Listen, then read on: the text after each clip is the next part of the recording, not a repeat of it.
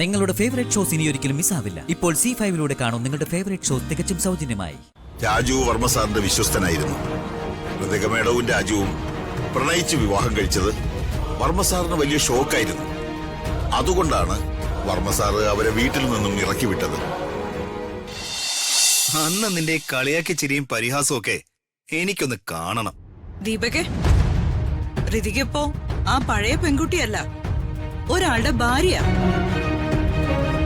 ഋതികയോട് നിന്റെ പെരുമാറ്റം ഇങ്ങനെ തന്നെയാണെങ്കിൽ ഞങ്ങൾ പറയാതെ തന്നെ അത് രാജു അറിയും. പിന്നെ എന്താ ഉണ്ടാവാൻ പോകുന്നതെന്ന് നിനക്ക് ഞാൻ പ്രത്യേകം പറഞ്ഞു തരണ്ടല്ലോ. ഓ പിന്നെ രാജു പറഞ്ഞാൽ എന്താ, അവൻ എന്നെ മൂക്കി വലിച്ചു കയറ്റി കളയും. വെറുതെ രാജുവിന്റെ കേമത്തരം പറഞ്ഞ് എന്നെ വിരട്ടിയാലേ ഞാനങ്ങ് പേടിച്ചൊന്ന് വിചാരിച്ചാൽ അമ്മായിക്ക് തെറ്റി. ആണോ? എന്നാ എനിക്ക് തെറ്റിയതാണോന്ന് ഞാനൊന്ന് പരീക്ഷിച്ചു നോക്കാലോ. മോളെ, രാജുവിനെ ഒന്ന് വിളിക്കും. അത് വേണോ ചെറിയമ്മേ? ഞാനല്ലേ പറയുന്നേ, നീ ധൈര്യമായിട്ട് വിളിക്കേ. ആഹാ, നീയാള് കൊള്ളാലോ യാമിനി. കുട്ടികള് തമാശയ്ക്ക് വഴക്കുണ്ടാക്കിയപ്പോ അത് വലിയ പ്രശ്നമാക്കാൻ ശ്രമിക്കുകയാണോ നീ? ഇങ്ങനെയാണോ ഉത്തരവാദിത്തമുള്ള വീട്ടമ്മമാര് ചെയ്യണ്ടേ? ഇതൊന്നും എനിക്ക് അത്ര വലിയ തമാശയായിട്ട് തോന്നുന്നില്ല. ദീപക്കിനെ ഞാൻ പറഞ്ഞ് മനസ്സിലാക്കിക്കൊള്ളാം. നീ ഇവിടെ ഉണ്ടായത് ആരോടും പറയാൻ നിക്കണ്ട. എടാ ദീപക്കെ, നീ റൂമിലേക്ക് പോ. എടാ പോവാൻ.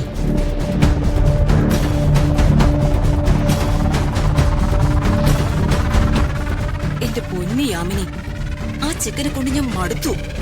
ഇങ്ങനെ പോയാലേ ഇവനെ വീണ്ടും തിരിച്ച് ബോംബെയിലേക്ക് അയക്കേണ്ടി വരും. ഇനി ഇങ്ങനെയൊന്നും ഉണ്ടാവാതെ ഞാൻ നോക്കിക്കോളാം. നിങ്ങളിത് ആരോടും പറയണ്ട കേട്ടോ. പറയില്ലല്ലോ അല്ലേ? ഇല്ല.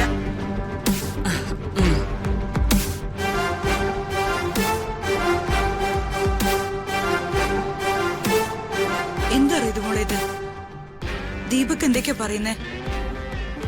നിങ്ങൾ രണ്ടാളും എന്തെങ്കിലും ഞങ്ങളിൽ നിന്ന് മറച്ചു വെക്കുന്നുണ്ടോ? ഇല്ല ചെറിയമ്മേ, അവന് ഞങ്ങളോട് ദേഷ്യമാണെന്ന് ചെറിയമ്മയ്ക്ക് അറിയില്ലേ? ചെറിയമ്മോ, നമുക്ക് കിച്ചണിലേക്ക് പോവാം.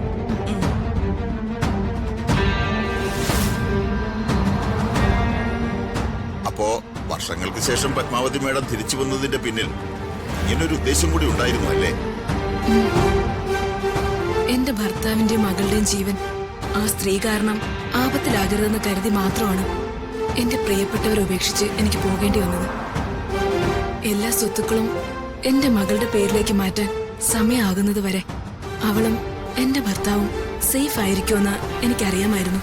അംബിക വിചാരിച്ചതുപോലെ ഋതിക മേഡത്തെ അംബികയുടെ മകനെ കൊണ്ട് വിവാഹം കഴിപ്പിച്ച് സ്വത്തുക്കൾ സ്വന്തമാക്കാനുള്ള ശ്രമം പാഴായി പോയെങ്കിലും ഇപ്പോഴും ഋതിക മേഡത്തിന്റെ കാര്യത്തിൽ ഒരു റിസ്ക് ഉണ്ട്.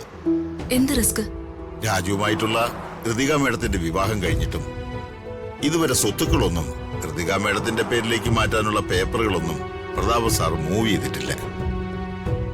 വിവാഹം കഴിഞ്ഞ് ഇത്രയും ദിവസമായിട്ടും പ്രതാപേട്ടൻ എന്താ അക്കാര്യത്തിൽ താല്പര്യം കാണിക്കാത്തെന്ന് വക്കീലിനറിയാമോ?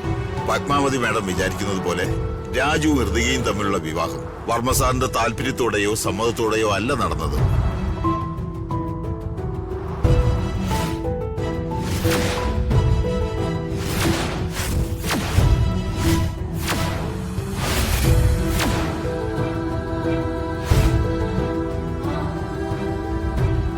രാജു ഋതികയെ വിവാഹം കഴിക്കുന്ന ദിവസം തന്നെ, ആ ദിവസം തന്നെ വർമ്മ സാറ് അവരെ രണ്ടാളെയും വീട്ടിൽ നിന്ന് ഇറക്കി വിടുകയാണ് ഉണ്ടായത്.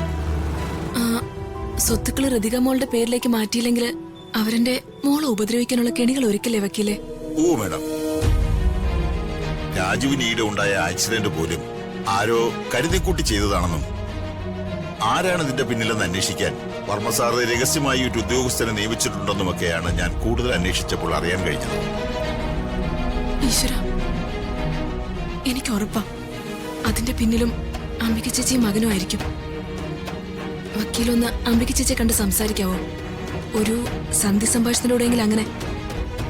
അവർക്ക് വേണ്ടത് എന്താന്ന് വെച്ചാൽ നമുക്ക് കൊടുക്കാം. എന്റെ മകൾ അവളുടെ ഇഷ്ടത്തിന് സമാധാനമായിട്ട് ജീവിക്കണം.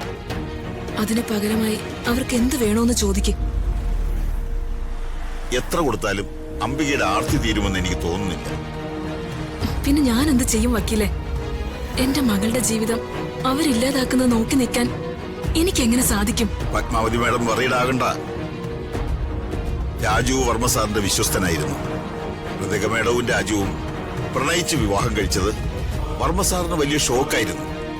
അതുകൊണ്ടാണ് വർമ്മ സാറ് അവരെ വീട്ടിൽ നിന്നും ഇറക്കി വിട്ടത്. പക്ഷേ ഇപ്പോ അങ്ങനെയല്ല കാര്യങ്ങൾ. അദ്ദേഹം അവരെ അംഗീകരിച്ചു തുടങ്ങിയിരിക്കുന്നു. എത്രയും പെട്ടെന്ന് സ്വത്തുക്കളുടെ കാര്യത്തിലും വർമ്മ സാർ ഒരു തീരുമാനമെടുക്കുമെന്ന് എനിക്ക് വിശ്വാസമുണ്ട്. നമുക്ക് കുറച്ചുനാൾ കൂടി വെയിറ്റ് ചെയ്യാം. വർമ്മ സാറ് സ്വത്തിന്റെ കാര്യത്തിൽ ഒരു തീരുമാനമെടുക്കില്ലെന്ന് തോന്നിയാൽ വർമ്മ സാറിന്റെ വക്കീലുമായി ഞാൻ സംസാരിക്കാം. അപ്പോ കുട്ടികളുടെ സുരക്ഷയോ? അവരിപ്പോ വർമ്മ സാറിന്റെ കൂടെയല്ലേ? കൃതിക മേഡത്തിന്റെയും രാജുവിന്റെയും സുരക്ഷയെക്കുറിച്ച് ഓർത്ത് പത്മാവതി മേഡത്തിന് ഇനി ടെൻഷൻ വേണ്ട.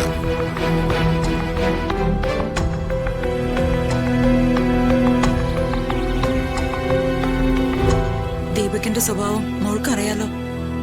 എന്തെങ്കിലും കുറച്ച് കിട്ടിയാ മതി അവന്. അപ്പൊ തന്നെ ഫോണിലെ ക്യാമറ ഓണാക്കി ചാടി വീഴും. എന്നിട്ടെന്താവും? പ്രതാപൻ ചേട്ടന്റെ കയ്യിൽ നിന്ന് കണക്കിന് മേടിച്ചു കൂട്ടും. യാമിനി, അങ്ങനെ അവനങ്ങ് നിസ്സാരമായി കാണരുത്. എന്റെ അറിവ് വെച്ച് ഞാൻ പറയുകയെ, വേറൊരു അത്താഴമുടക്കിയല്ല അവൻ. ഉഗ്രവിഷമുള്ള ഇനമാ. ചേച്ചിയുടെ എല്ലാ ഗുണങ്ങളും അവന് പകർന്നു കിട്ടിയിട്ടുണ്ട്, കോപ്പി എടുത്തതുപോലെ.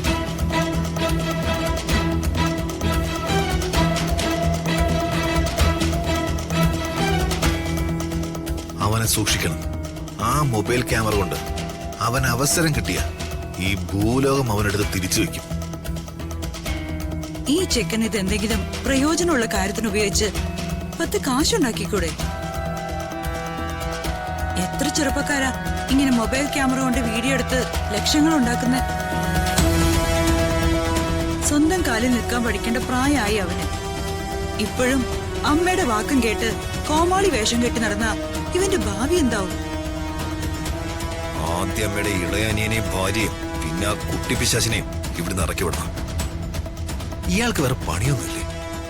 തടിബില്ലും കോയമ്പത്തൂരിലെ ഫാക്ടറിയൊക്കെ കയ്യിലാക്കി വെച്ചിട്ട് അയാൾ ഇവിടെ വീട്ടിലിരുന്ന് സൂയിക്കുക, തിന്നുക, എന്റെ കുറ്റം കണ്ടുപിടിക്കുക, ഉറങ്ങുക.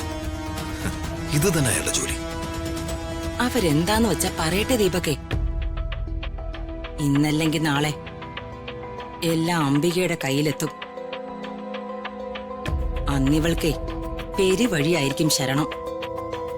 പെരുവഴിയിൽ പോലും ഇയാൾക്കൊന്ന് സമാധാനം കൊടുക്കരുതമ്മേ. നീ വാ.